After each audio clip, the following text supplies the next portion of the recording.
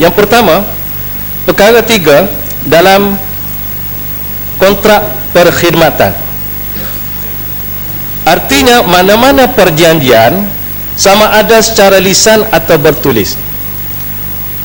Dan seterusnya. Saya nak ambil di sini, kalau sekiranya perjanjian kontrak itu dilakukan secara lisan,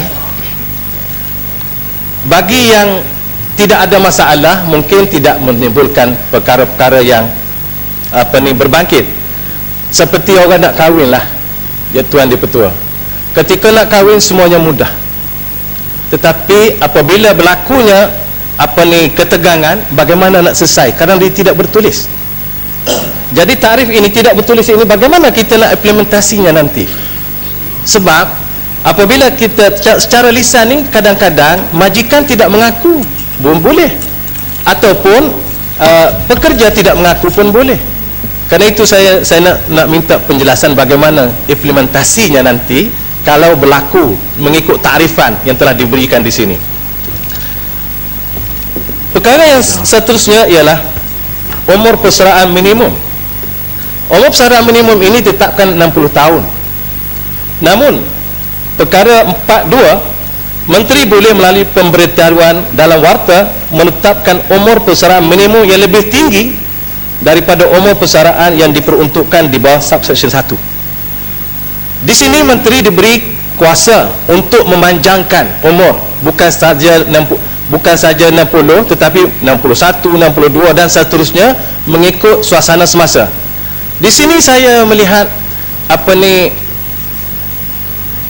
perlu, walaupun di sini Menteri diberi kuasa yang besar, tetapi saya perlu rasanya ada satu jawatan kuasa yang melihat agar Menteri tidak sewenang-wenangnya menggunakan clause ini di dalam menaikkan umur persaraan minimal. Walaupun saya tidak membantah, tetapi perlu ada mekanisme supaya apa-apa yang terjadi nanti dia dikawal oleh satu mekanisme yang kita percaya akan memberi satu keadaan yang lebih baik. Seterusnya, denda seorang majikan, iaitu perkara persaraan pramasa 5.1 dan 5.2. 5.2, seorang majikan melanggar subsection 1 melakukan suatu kesalahan dan boleh apabila disabitkan didenda tidak melebihi RM10,000. Tuan Dipertua, RM10,000 ini seperti saya bangkitkan semalam, dia depend atau kembali kepada syarikat itu. Kalau syarikat kecil, RM10,000 ini memang besar lah, memang berat. Tapi kalau syarikat gergasi, RM10,000 tak ada apa-apa. Cuma saya nak tahu juga kenapa kecenderungan RM10,000. Semalam pun kalau menahan penggeledahan, dendanya RM10,000. Hari ini pun RM10,000 juga. Kenapa trend RM10,000 ni dibawa di dalam hal ini? Dan ada lagi RM10,000 yang di depan tu, RM10,000, iaitu ketidakpatuhan kepada arahan ketua pengarah. 11 section 1 didenda tidak melebihi RM10,000. Jadi dua-dua tempat ni RM10,000. Jadi Tuan Dipertua, saya tidak nak kata tak setuju denda, cuma nak tanya RM10,000 tu adakah dia sesuai? Kerana peraturan kita buat ini akan lama baru dipindah, dan kita perlu tengok ke hadapan. Seterusnya Tuan Dipertua, saya nak pergi kepada pengecualian 18. Menteri boleh melalui perintah yang disiarkan dalam warta mengecualikan atau dengan atau tanpa syarat mana-mana majikan atau kumpulan majikan daripada semua atau mana-mana peraturan akta ini. Jadi di sini sekali lagi Menteri diberi satu kuasa yang sangat besar yang tidak terbatas kepada peraturan ini, dan boleh mengatasi akta yang kita sedang bincangkan ini. Dan di sini saya melihat kadang-kadang di sini kalau sekiranya seorang menteri boleh guna kuasa dia dengan budi bicara dia dengan Seksyen 18 ini, jadi semacam tidak ada apa-apa peranan lagi akta yang kita sedang bincang. Dan ini perlu dilihat dengan serius. Kuasa yang begitu besar diberi kepada menteri di dalam memberi pengecualian sebahagian atau mana-mana kepada mana-mana. Jadi oleh kerana itu, kalau sekiranya di sini kita bimbang berlaku salah guna kuasa, kalau sekiranya ada orang-orang tertentu baik dengan menteri, mungkin dia boleh pengecualian. Dan kita manusia, kita tidak dapat memberi keyakinan bahawa kita terselamat. Kan itu yang di-Pertua, saya rasa Seksyen 18 ini perlu diberi perhatian yang serius. Saya tidak nak mengatakan menteri akan salah guna kuasa, tetapi kita perlu membuat satu jagaan, satu perkara yang tidak boleh membuka dengan luas hal-hal yang tidak kita tidak ingin berlaku pada masa depan. Tuan di-Pertua, dalam pembentangan ini, dalam seksyen ini, saya tidak menemui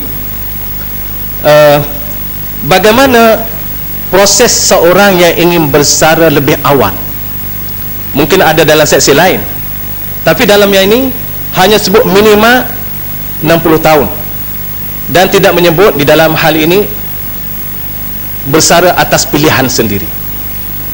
Boleh jadi sudah ada animal lain dan sebagainya. Walau bagaimanapun, kalau ada sepatutnya boleh dikaitkan sekali di sini.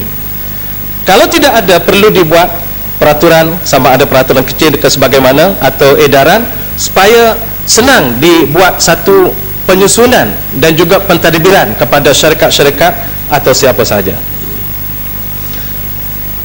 Tuan di-Pertua, di sini kita tengok satu lagi yang saya duk cari dan tak jumpa bila membaca penamatan kerja oleh majikan. Majikan biasanya akan memberi surat tawaran kepada pekerja, dan pekerja pada biasanya apabila ingin sangat bekerja, dia akan sign saja. Itu yang terjadi dalam lumrah. Jarang orang yang apabila nak sign tadi dia baca betul-betul dan faham betul-betul. Namun hal ini kita melihat perlu ada satu mekanisme supaya majikan tidak sewenang-wenangnya memberhentikan pekerja mereka. Perkara yang saya nak bangkitkan di sini, apabila kerajaan membentangkan rang undang-undang ini, sebenarnya kerajaan ingin menjaga hak pekerja dan juga mengawal majikan. Dua perkara ini sangat penting. Dan pekerja itu, mereka sebenarnya bekerja ialah untuk mendapat upah atau gaji. Dan pihak majikan juga perlu kepada pekerja kerana mereka ingin kepada produk. Dalam kedua-dua situasi ini, kita mengharapkan majikan dengan pekerja supaya saling memberi dan menerima. Majikan mempunyai kewajipan dan tugas dan tanggungjawab, begitulah juga pekerja mempunyai kewajipan, tugas dan tanggungjawab. Di sinilah kita boleh melihat bahawa kalau dari sudut Islam, bekerja itu perlu dilakukan dengan sebaik mungkin dan seikhlas hati. Kerana bekerja menurut Islam adalah satu ibadah. Dan kalau sekiranya seorang pekerja tadi melakukan kerja dengan sungguh-sungguh, komitmen yang tinggi, dia dapat dua perkara. Yang pertama, dia dapat upah dan gaji di dunia ini, dan kemudian dia dapat pahala dan ganjaran di akhirat.